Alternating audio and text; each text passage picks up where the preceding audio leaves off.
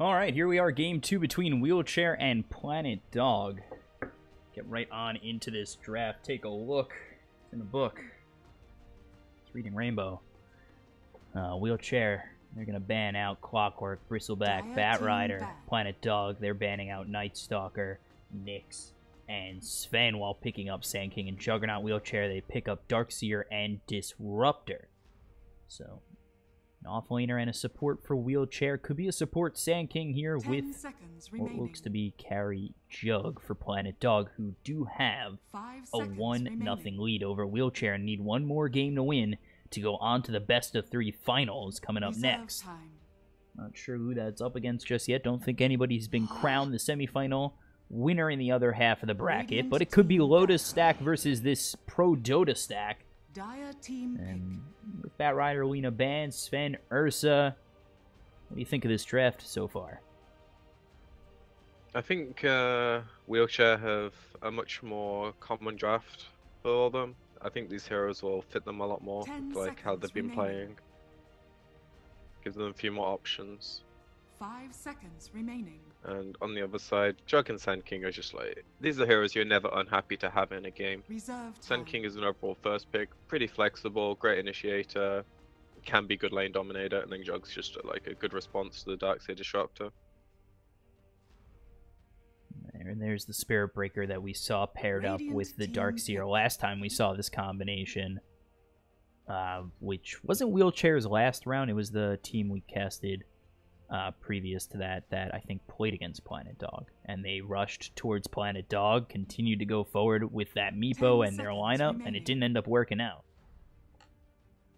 I don't think it was the Spirit Breaker's fault though. No, that draft, I think the game as a whole just kind of started falling apart for them as they kept trying to just push forward on Planet Dog. But Crystal Maiden comes out for Planet Dog, the ultimate support other than Ogre Magi, and now you got Crystal Maiden, Juggernaut, Sand King, solid combination. While Wheelchair, they pick up the Lycan, which is pretty strong. You get that Ion Shell around them, work with that Disruptor, work with the Spirit Breaker. I think Lycan can work very well with this lineup. Yeah, I really like the pick. I think the hero's amazing right now, and they have a lot of utility with him. Wolves give amazing vision for glimpse and charges. Iron Shell Wolves are a pain in the ass for any support. Even some cores, depending when the game is at. This looks like a much better draft overall on their part. So Earthshaker comes out for Planet Dog. Now, is this more farming oriented Earthshaker going offlane, or Sand King definitely your offlaner in this position? It's flexible. Could they lane together at all, or dual offlane? It's possible, but I feel like Shaker's probably a tiny bit better as the offlaner here, just because there is a lot of kill potential from the Sand King's point of view, and Shaker can block the wave and manipulate it. Sand King has to like be able to contest the lane. Sometimes you see, with a Sand King especially, maybe we see a tri-lane of Juggernaut, Crystal Maiden, and Earthshaker go to the off lane, and Sand King get Caustic Finale and work towards the safe lane, trying to get his farm up as quickly as possible, get that blink. Do we see that in this position? I think that would be a decent option, but then they have to win their solo lanes if they do that. Yeah. Magnus banned out. Planet Dog, they're yet to ban out a hero. They're looking 10 seconds remaining for what seems to be a mid. Yeah, both teams want their mid. Yeah. Unless it's Shaker mid, which is now there's the possible but uncommon.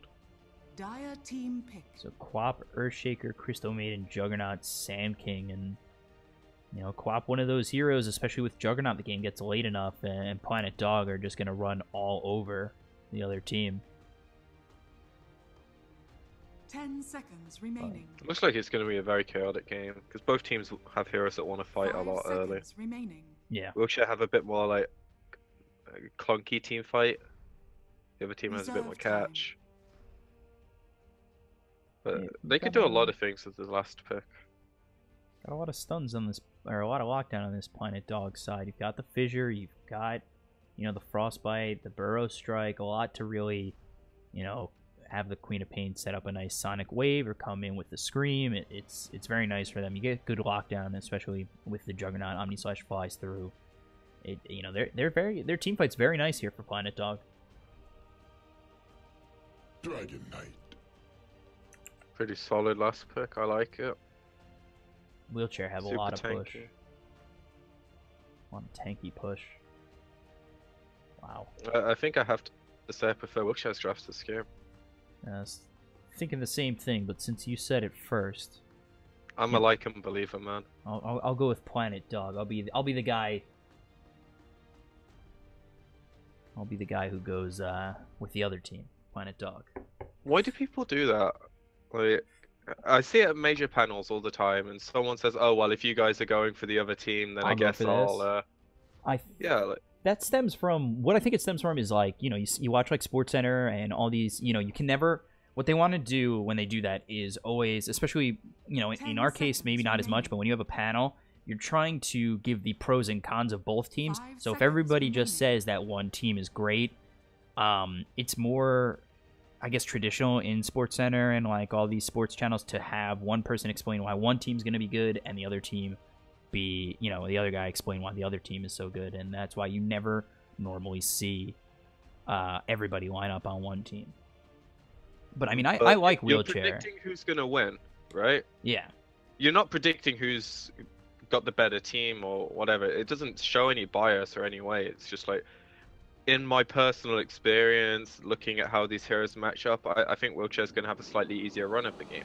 Yeah. But I think Pro Dota are the better team. And they're going to most likely be able to outplay them if the game goes anything like last game. They seem to have a much better understanding. But their draft was also massively superior last game. Yeah, this time maybe the draft's not as superior. But they are, yeah, I agree. I mean, I agree. I just did it to be that guy. That typical sports panel guy. I mean, I don't think esports has to resemble sports that much. Sports have a lot of fucking flaws in it. It's just popular because it's common.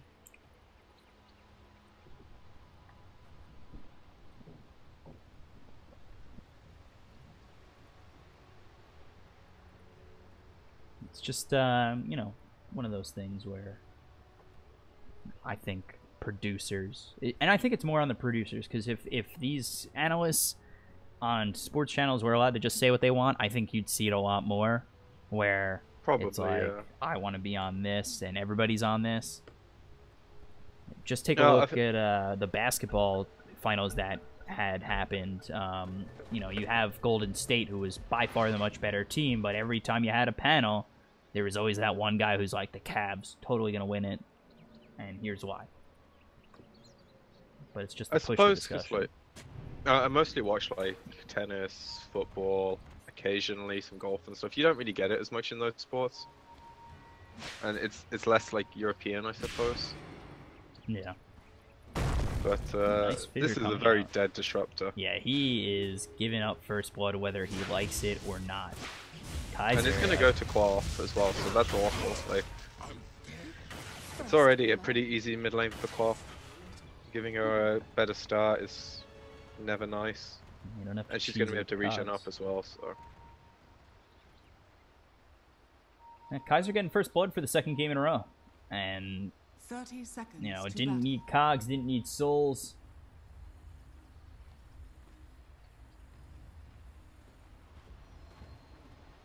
And they might be able to deward this as well. I don't think they have an exact idea of where it is, but they know how deep he could have gone, so there's only so many spots. And they wanted to get this block off because it's really easy for Shaker to Fissure block this, pull this wave, and then your off lane is like... Yeah, it's not so easy as a safe laner. Maybe you could block it with Wolves, but, you know, Lycan doesn't have a lot of mana sustain at all. So it is going to be both Milan and 33 in this off lane. They're going to be up against what could be, and I don't think it is, because Disruptor's coming up top, but it looks as though it's going to be like an end Disruptor. Over mid, it's Dragonite versus Quap, and then in the off lane, or in the bottom lane, it's Darkseer and Spirit Breaker, and I kind of assume that with Ion Shell, Spirit Breaker might be moving around the map a lot, up against this Crystal Maiden and Juggernaut. Yeah. Right now, he just wants to like accomplish the fact this wave gets pushed in, and then they can start abusing this pull, which makes it really easy for them to win the lane, and then they can get their levels. So CM can't really go and contesting. Jug's going to have the wave push under his tower, so he's not going to want to miss the CS. Kaiser already forced to use that salve, so healing all the way back up to full. Let's take a look up top. It looks as though just Sand King for the time being, and I think Earthshaker doing a pretty good job of pulling these creeps, so just trying to pull that creep wave, get it back for Sand King. And Sand King, he's a level 2 Burrow Strike, Caustic Finale. Might actually drop. He'll be able to peek on out into those trees, salve up as well. One day they'll remove creep pulling from Dota that's outside of the normal pull camps, and that will be a good day for all Dota players. I like the pull. It's broken as hell. This is something that no other heroes can do. Okay, there might be like a Tiny or a Pudge thing, but this is kind of hero specific. And Shaker's already a really, really good hero this patch. And the Dire side don't have it. Yeah, I feel like if you're gonna have pull, you just make it as even as possible. I mean, it's nice that certain heroes have advantages and disadvantages on Radiant and Dire, but I'm massively biased because this kind of stuff, it mattered a lot more in the past, I feel like. Now teams seem to deal with it a lot better, but I still stand by it's broken as hell and should be removed. So like, Lycan's gonna miss, what, he's already missed one wave, now he's gonna miss 2 more creeps, so that's 6 creeps. That's more than like Elixir Enigma denying you. And meanwhile Jug's, you know, he's getting pressured in his safe lane, so you can kind of say it's somewhat even, but you know, Shaker's getting experience he otherwise wouldn't have. Sand King's getting a really easy lane. We actually just lost their courier as it came forward with a sentry. And actually bottom, I thought they might get the Sand King, but they do get the kill on Swift Ending, so this Darkseer Spirit Breaker combination does end up working out for him. He had double damage, now he's got boots, he had the Ion Shell around him. Worked out everything kind of in their favor to get this kill on the Juggernaut that I happened to miss. Of course.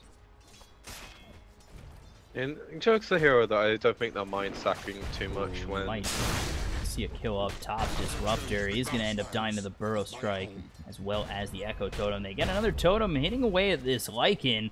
They have enough for a Burrow Strike up in 2 seconds. Milan actually under tower. He'll back off. But this is going to force out a charge. Maybe we see a Howl, and if he's got the Ion Shell around him, it could serve to be an issue. I can't tell if it's on him. I don't see it on him.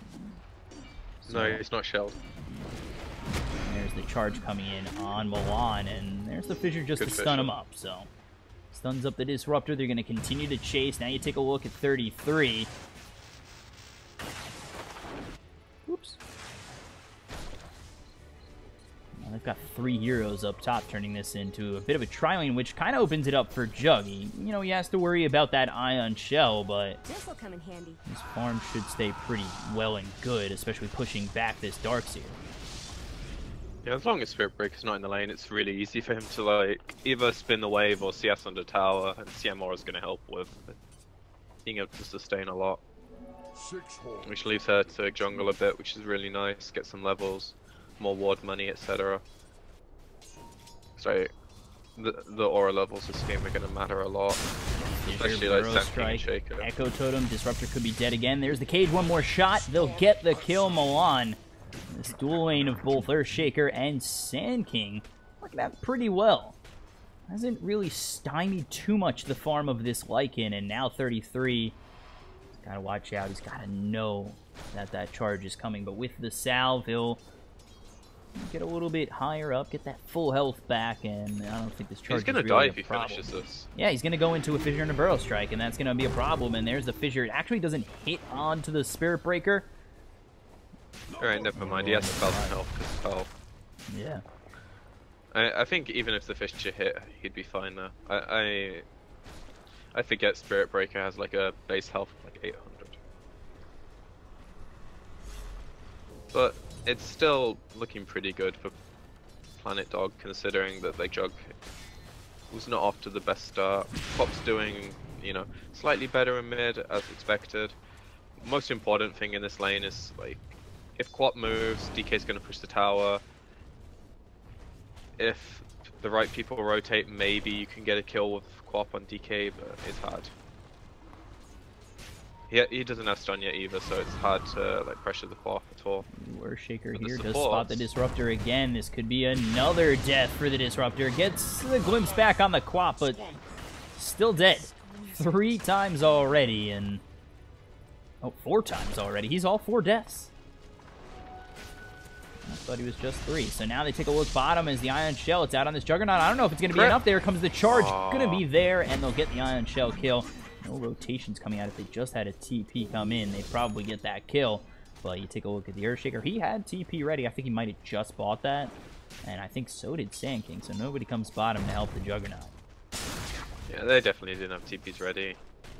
If he crit there, he at least gets the turn kill. But, you know, RNG is RNG, right? But considering how the Sand King and Shaker are doing, they're going to be able to, you know, initiate some fights. Hopefully, if they go the right way, the Juggernaut won't have many problems coming back into the game. Lycan, on the other hand, you know, I imagine he's going to get a lot of space once DK starts doing this, where he just pushes towers. He's going to draw a lot of rotations.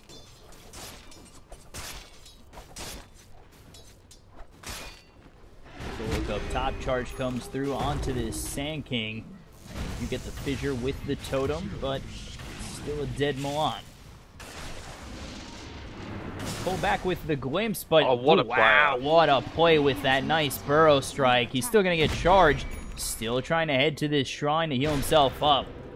Wow, quite the play from 33. Radiant's top tower is under attack. I'm gonna sound like an idiot here, but I didn't even know you could do that. I've never seen it before. It makes sense though, because it's a disjoint. What a play, Amber.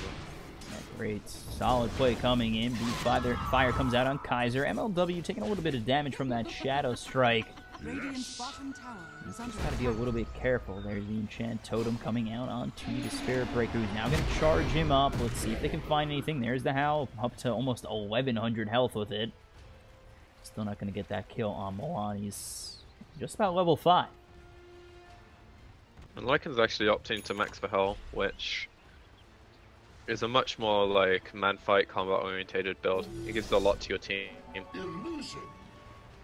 I was going to give them a window, I think, where 12 minutes, he's going to have a item, hopefully.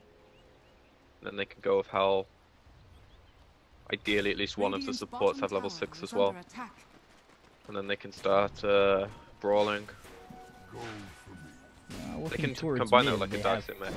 4 heroes here. There's the blink forward. They're looking to get this Dragonite. They use the ult. They get a nice stun from J4, and with the fissure coming in from the Earthshaker as well, they get the kill. So Frostbite doing a lot of damage there. The nice Sonic Wave, an easy kill, and that takes Dragonite out of the picture for about 15 more seconds.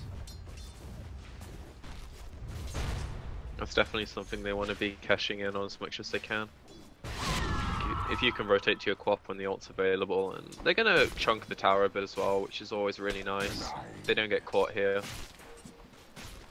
Actually, over mid, they get the stun on the Earthshaker. He's just trying to get away. Milan's been lucky enough to walk away from a bunch of these fights. He's getting so low from the Ion Shell, has that wand. Gonna walk in a Roche, actually juke him out, but there's the Dragon Tail, there's the charge. It was only a matter of time until they caught up with him. That's still pretty good though, considering he drew 4 heroes there, 2 of which were already there, and then 2 TP'd in. Ow, Epicenter coming. That's gonna queue the lane one somewhere, whether it's here or here. He's gonna know about that now. Take Take a look over at Milan. Might be dead again. There's the enchant coming. He's got the Thunderstrike out on him as well as the kinetic field. Quap's going to try and come in. Kaiser going to be glimpsed all the way back. The Burrow Strike comes out on 3. That's going to be a huge Burrow Strike by 33. Makes up just a touch for that epicenter. And now the charge comes out on the Quap, but stopped by the Fissure. Wow, Shadow Strike from Kaiser. They're still looking to hit this Spirit Breaker. Roche wants a little piece of him. And they'll get another kill. Another one going to Kaiser. And this time the Jug TP'd up, but unfortunately not much use in the end. I thought they really messed up with the communication with the Glimpse, but the Quap had a haste rune, so it wouldn't have ended up mattering. Like, I couldn't really chase it down. Burrow Strike on Lycan. They've got the Crystal Maiden nearby, level 3 in that Frostbite, just trying to body block him, doing a very good job. Here's the Disruptor. The Omni Slash follows it up from Swift Ending. Enough time is made by the body blocks, the Frostbite, and the Burrow Strike. They get a kill up top on this Lycan, and meanwhile, over in their jungle, they get a kill on the Darkseer. So 2 kills going their way, 9-4. They've only lost that bottom tier 1. They're looking all right. They're trying to get a Burrow Strike coming out on the Dragonite. They're going to get it with the Shadow Strike as well as the Scream. Dragonite's going to be in a little bit of trouble. That Elder Dragon form for quite some time. Here's the charge going to hit on 2. That'll push him back. He's trying to get up to that shrine, which is available for him to use. And then we take a look at the Spirit Breaker, who will end up dying. Darkseer comes in by himself, and coming back is going to be the Dragonite. I'm not too sure they can make something of this, and they won't. They'll just retreat back. And I think this is where you're seeing like the slight difference in team caliber. Like, Planet Dog basically just made plays on 3 different lanes and won in all of them. Yeah. And Wheelchair are playing kind of entirely responsive. The Darkseer is trying to move around and trying to save people. He's 500 gold away from a mech. You know, it's just not gelling for them at all. I'll take that as tribute. They're still farming well on like their 3 cores, so it's not the end of the world. But this is things that I feel like if you feel like you're gonna lose the game, these are why. If that makes sense. Dire's middle tower is under attack. So take a look up top. Swift Ending here. He's got his phase boots ready to go with Crystal Maiden in hand. They might look to make a play, and I keep missing those kills on this Darkseer just in the jungle. I'm watching something set up over top, and I'm always excited for it to happen, and then I focus too much on it. Darkseer goes down, and Kaiser, he's made his way up top. There's the Shadow Strike, Frostbite coming through. They're going to try and get this charge out of the Quap, but the Sonic Wave will kill him off. And now Spirit Breaker's just brought himself closer to the rest of this team. They get the Frostbite again. He'll be dead once more, and it's a 3-for-0. And they're looking for more. They're looking for blood. And Disruptor, he's in a whole bunch of trouble. Can they get there in time? Frostbite? Oh, no. Be able to get out. Very small consolation that you're just shocked to live, so when you lose the fight that badly. And they even had a ward here, which showed them the heroes TPing. Or at least one of the heroes TPing, and then Lycan gets caught, and now they lose the tier 1. Feels bad, man.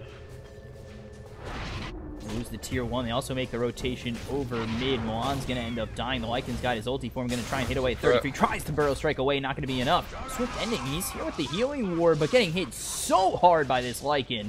Diving past that tier 1. They'll get this tier 1 down. And they get 2 of their own as well as a tier 1. And this is what they want to be doing. They want to be forcing people to like react. Here comes the charge into the Static Storm, Kinetic Field, Dragon Tail. See you later, Swift Ending. 5 are here for the side of Wheelchair Gaming, and they'll continue to push. Radiant structures are fortified. It's just about as ideal as they could ask for, really. They got pickoffs 1 by 1. Tower goes down, ward placed behind the tower. They caught Jug. And all they're losing in return is a tiny bit of damage on their tier 2. Spirit Breaker. Like, the more this map opens up, the better as well, because of Spirit Breaker. The less towers are at TB2, the more effective his ganks are, etc. Let's take a look.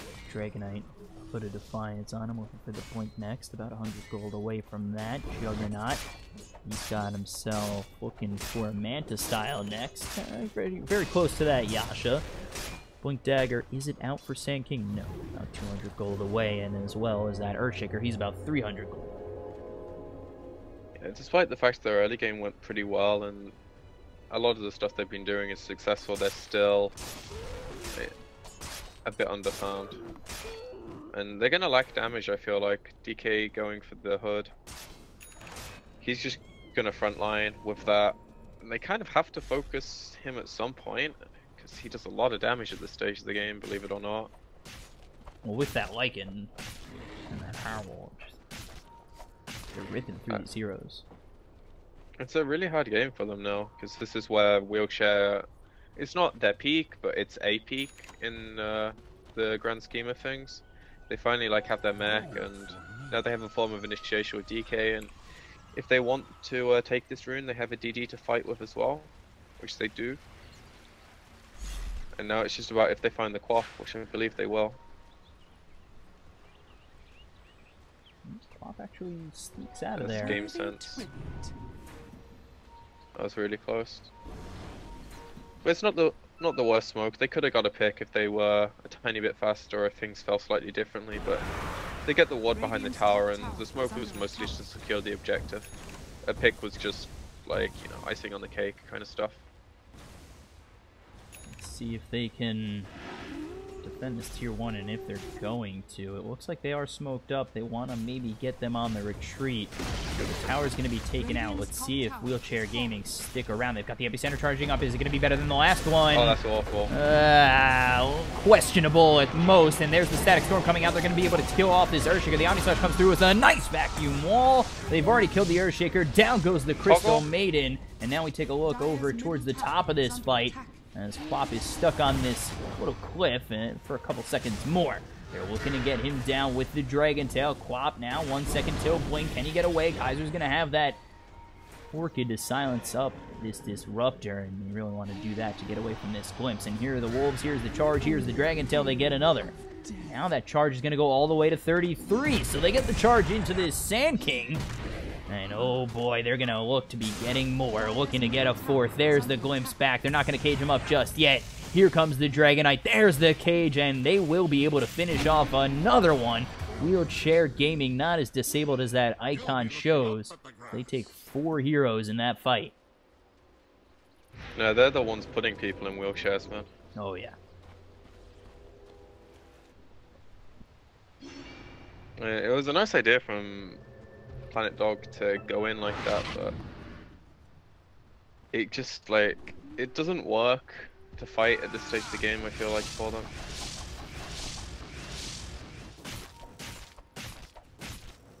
I feel like Wheelchair, they're able to make the fights really chaotic through the fact Spirit Breaker is just going to mow through the fight, Daxir and, the Wolves are moving around, being a nuisance, etc. And at some point you're going to have to clump up to focus on one of these cores who are both super tanky. Even if it's like a Mask of Madness on and he's still pretty tanky. They don't have the most physical damage outside of an Omni.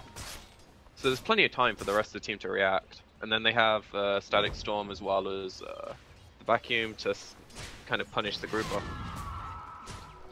They kind of just need a damage dealer, which they don't have right now. Jug's too far behind. He wants to be playing from ahead with these. If you have these items at 12 minutes, you're pretty happy. If you have them at 19 minutes, you feel pretty bad.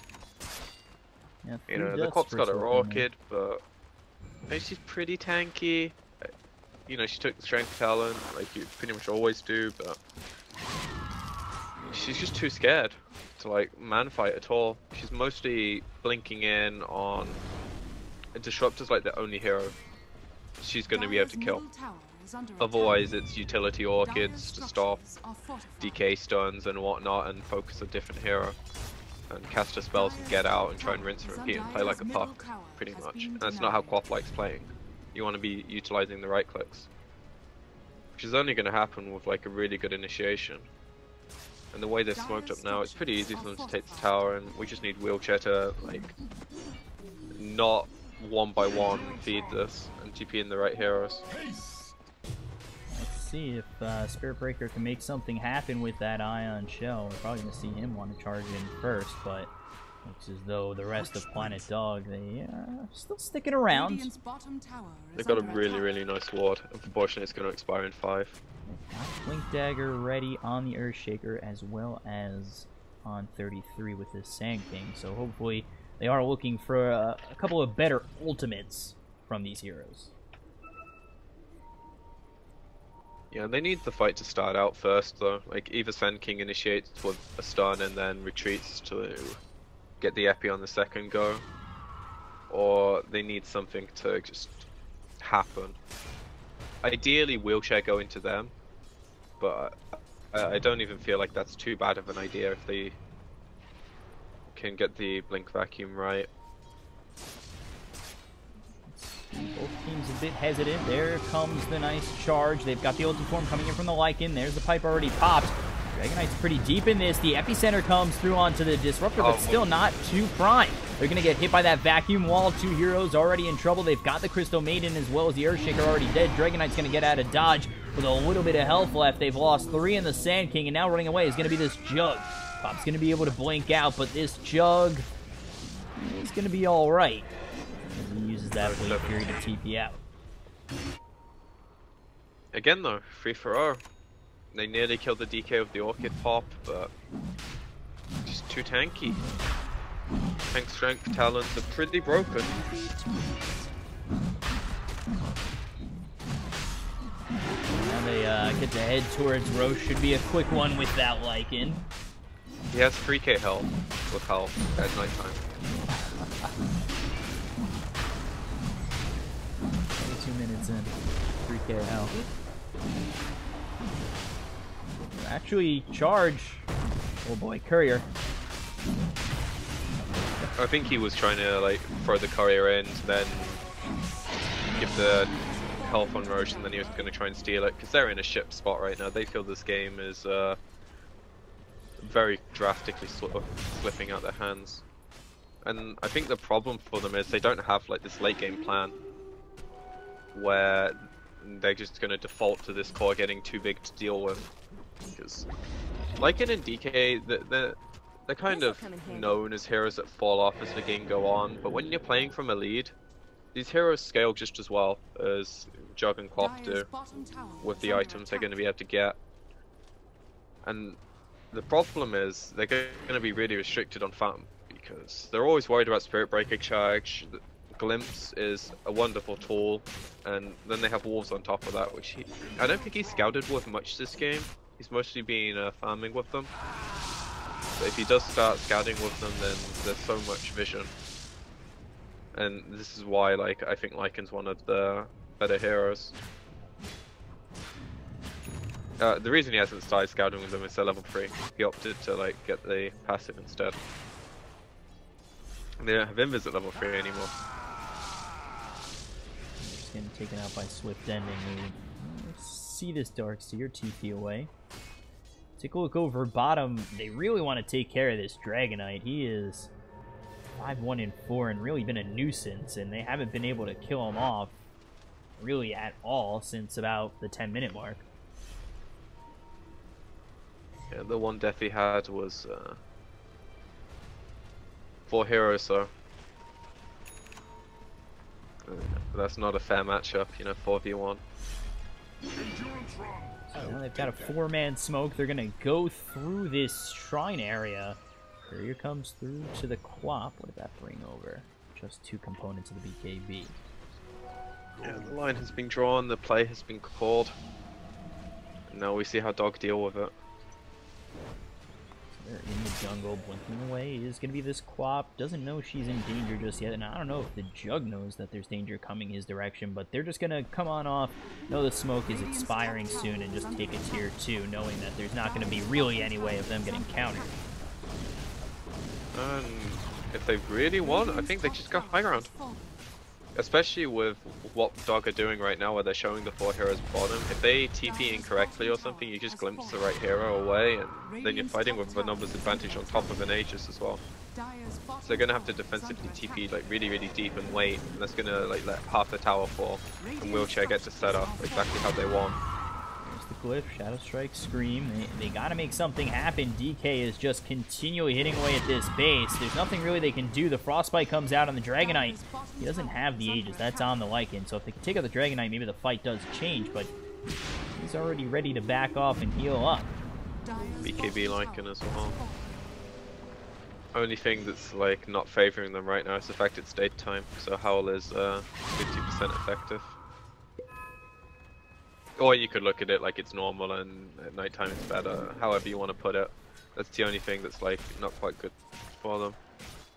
But I think the trade favors Dog at the end of the day, because Wilshire weren't able to take a fight, they got zoned away, they lost 2 towers. Jug got a lot of money in that 2-minute window. And if they are going to win the game, it's going to be on the back of him being pretty big.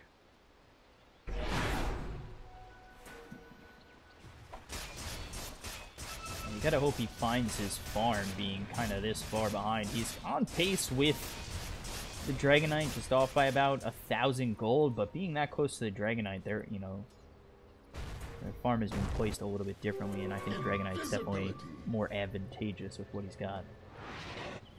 He definitely does more with less.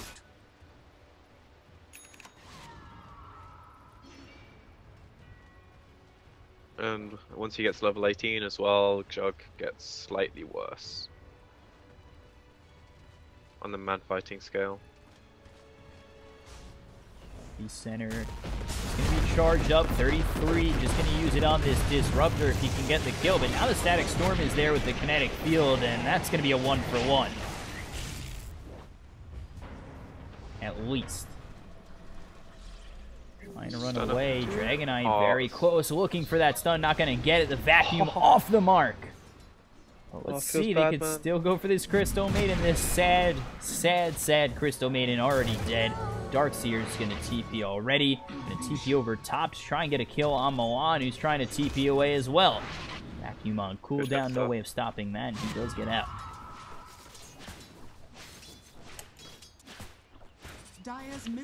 Could have been worse, right? Definitely. That's all I'm gonna go with. Definitely. Put on the Quap.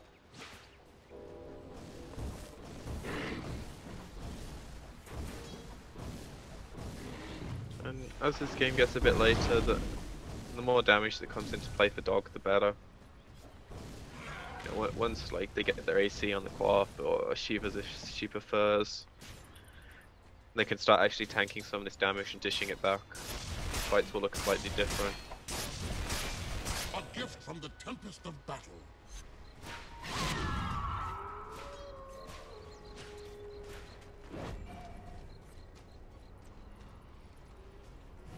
Worthy tribute.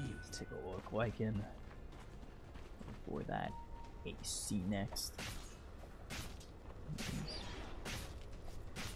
Quite a ways to get it all.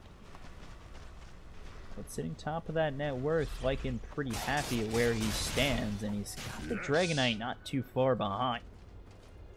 And he's going to be looking for that BKB and finish off that Silver Edge next. So some pretty big items coming out for Dragonite, as well as the Lycan. You can get that AC, get past that BKB for the Dragonite. Really, what do you do if you're playing a Dog? You have to kite at that point, which is not something I think Wilshire will let them do too easily if Disruptor gets any kind of say. But they do have a lot of stuns to stall the fights out on the heroes that don't have the BKBs, but at the moment they have 1 Force Staff. Yeah, just for 1, so kiting is not as easy as they might like it to be. You know, Lycan's a race car, and DK keeps you in place pretty consistently. So they are smoked up, possibly looking for a kill. They got their eyes set on this Darkseer. They're going to get the blink as well as the Burrow Strike. Here comes the Epicenter. He's going to land with the Echo Slam coming in. That's going to be 2 dead. Omni Slash as well. A lot thrown that way to get those kills. But now here comes Lycan. Lycan might be in a good spot, but Blade Fury is going to stop that glimpse. Now they turn their attention towards really just glassy supports, and nice fissure comes out onto Sonic Wave hits as well. They've taken out the Disruptor. They'll take out a 4th. They're looking for 5. Can they kill off this Lycan? This would be huge. He's got no Aegis. He's running away. There's the diffusal way to slow him up. They get all 5 in an amazing turn of events. Planet Dog put them back in their wheelchairs, and now they're the ones going for the high ground. Game is hard. Which, by the way, high ground is a bunch of stairs. Don't know how this wheelchair gaming is going to get up those stairs. They need an accessible ramp. Are you liking these terrible jokes? That's what full staffs are for, man. And blinks. Only we could get a real one. I love try. So they get that tier 3. All of a sudden this game is turned on its head. Planet Dog, they're about to take a full set of racks mid. And will. No contest. Nothing lost. Everything gained. And they'll be the ones heading over towards the Roche pit, but not up for another minute. They'll work on the shrine, try and buy some time. Yeah, that fight was just all about like having a bad read of the map. Lycan's gonna TP in, and they do get the fissure to stop Darkseer from coming forward. He does blink forward, trying to get the surge. They're really trying to get this jug, and he's not too split off from the rest of his team, but there's the vacuum with the ult coming in from the Spirit Breaker. They ult with the Lycan. He's gonna Blade Fury away, try and find himself some space, getting hit, and a huge fissure! That's amazing to get that block. Keeps the Juggernaut alive. Now they work on this Disruptor. Things are getting a little bit sketchy for the side of Wheelchair Gaming. A nice epicenter finally comes through with the wall down on the ground, but 3 are dead once again. The BKB's wearing off on the Dragonite. They'll finally get the target they came for. Another big Echo Slam comes through. Dragonite and Lycan in a whole bunch of trouble. The ult is there for the Crystal Maiden. Another team wipe for the side of Planet Dog. And it is all going to the Dogs. Yeah, MVP, Shaker, easy. Outplaying entire team, winning game.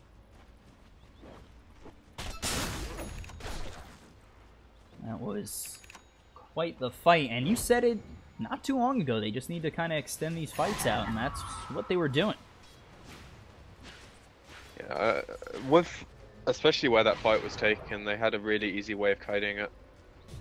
If it was in a slightly more open area, the fight's different, but Wheelchair Gaming went for the chase. It's pretty obvious in the end, and Dog, like, they dealt with it correctly. But I think that fight doesn't look anywhere near that if they didn't just 5-man wipe them and take racks. This'll come in handy. Beforehand. When the Darkseer plus Disruptor, I think it was, gets caught. Oh no, it was the cow as well. They just misread the map, and they didn't have 5 heroes at the right spot at the right time, and now it's all just snowballing out of control, and this is kind of what you expect to see once it goes badly. This team fights really well, but when you're behind, you're just going to see a lack of damage, I feel like. And it's going to be abundantly obvious once people start spamming their 4 stuffs. Like CM has one now, Shaker's near one. He has a Yules on top of that, so there's way more kiting.